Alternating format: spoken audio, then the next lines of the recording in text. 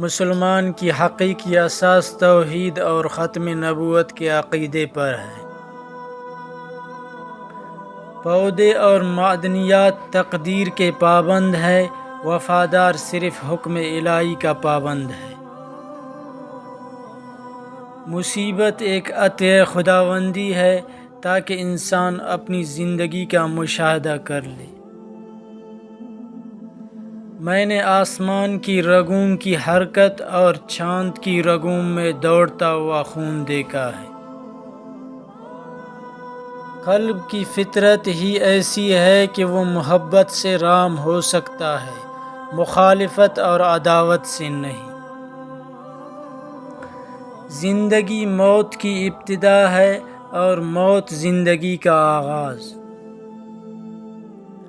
ہر شخص کو طبیعت آسمان سے ملتی ہے اور زبان زمین سے۔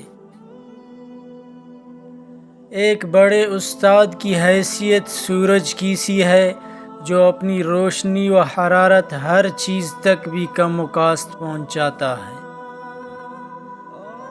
وہ گھر ہزار صد تحسین کے قابل ہے جس میں روزانہ صبح کے وقت قرآن پاک کی تلاوت ہوتی ہے۔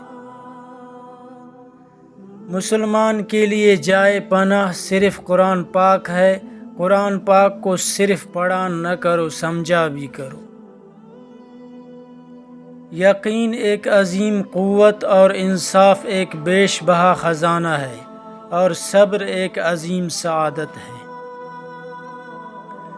قومیں فنا نہیں ہوتی بلکہ آئندہ نسلوں کی صورت میں اپنا قائم مقام پیش کر دیتی ہیں۔ دل ایک ایسی چیز ہے جو امیر کے پہلو میں نہیں۔ جو مسائل انسان حل نہ کر سکے قدرت انہیں حل کرتی ہے۔ مہمان نوازی پیغمبروں کا خاصہ ہے اور فقر کی پہلی منزل کسب حلال ہے۔ کام میری نگاہ میں ایسا ہی مقدس ہے جیسی عبادت۔ شب و روز کی اس دنیا میں مت پڑو، آپ کے پاس ایک اور وقت اور جگہ بھی ہے۔